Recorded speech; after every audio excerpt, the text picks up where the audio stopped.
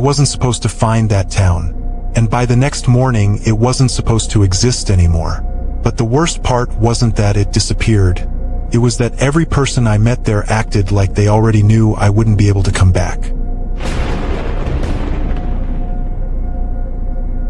I was driving through northern Arizona on a solo road trip, the kind people take when they want to clear their heads or run from something they don't want to name. My GPS lost signal about an hour after I left the highway. No cell service, no road signs, no other cars. Just desert, silence, and the uneasy feeling that I had drifted too far off the grid. Around 4:30 p.m., I saw a wooden sign. Welcome to Havenbrook, EST 1899. The letters were faded but clear enough to read. I'd never heard of the place. It wasn't on my map. As I drove in, the town looked normal, small, quiet. A main street lined with old brick buildings, a diner, a general store, a little white church. It felt like stepping into a postcard that hadn't been updated since the 1950s. I parked near the diner and walked in. A bell above the door chimed softly. Inside, a woman behind the counter smiled like she had been expecting me. "You're a little late," she said. "For what?" I asked, confused. "For the storm," she replied, like that explained anything. But the sky outside was clear. I ordered a coffee. The waitress, her name tag said Marlene, asked where I was headed. When I told her I didn't really know, she gave me the kind of look people give you when they want to say something important but aren't allowed to. "You should leave before dark," she said. "Storm coming," I joked. She hesitated. "Something like that." I didn't think much about it until I noticed something strange. Everyone in the diner kept glancing at the clock. Subtle but synchronized. And every time the door opened, they'd look up, almost relieved it was me and not someone else. I spent the evening walking through the town. People were polite, warm even, but guarded. The local mechanic helped top off my tires for free.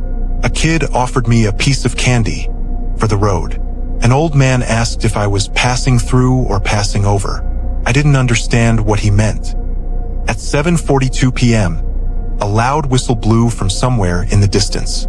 Every conversation on the street stopped. People froze. Then, slowly, they all turned and looked toward the diner. Marlene stepped outside and called out to me, "You need to get to your car now." "Why?" "It's almost time." She wouldn't say more. I got in my car, heart racing for no reason I could explain. As I drove toward the town's exit, headlights appeared behind me. A line of cars following, all with their lights off, not chasing me, just leaving at the same time, like a quiet evacuation.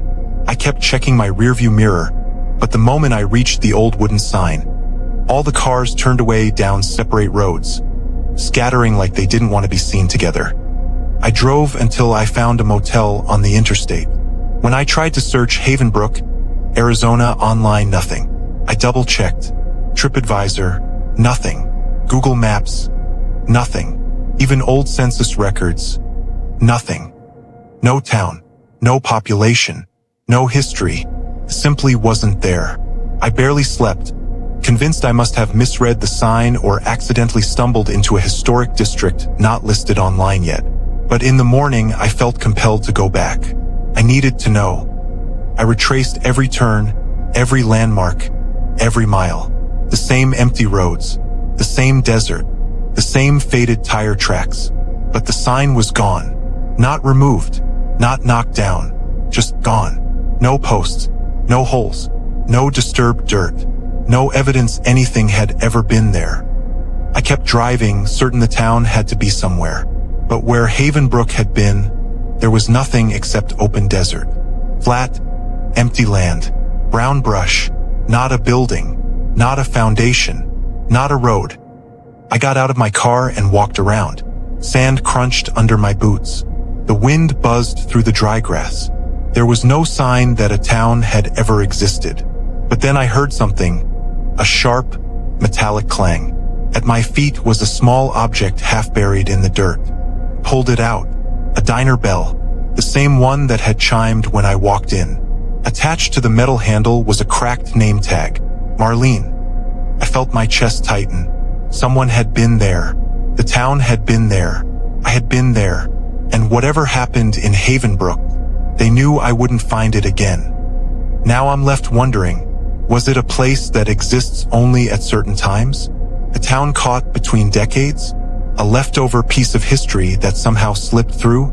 Or did the people of Havenbrook choose, deliberately, to vanish? Whatever the truth is, one thing still chills me. Before I left, Marlene whispered something to me at the door. Something I didn't think about until much later. You weren't supposed to stop here, but since you did, don't come looking again.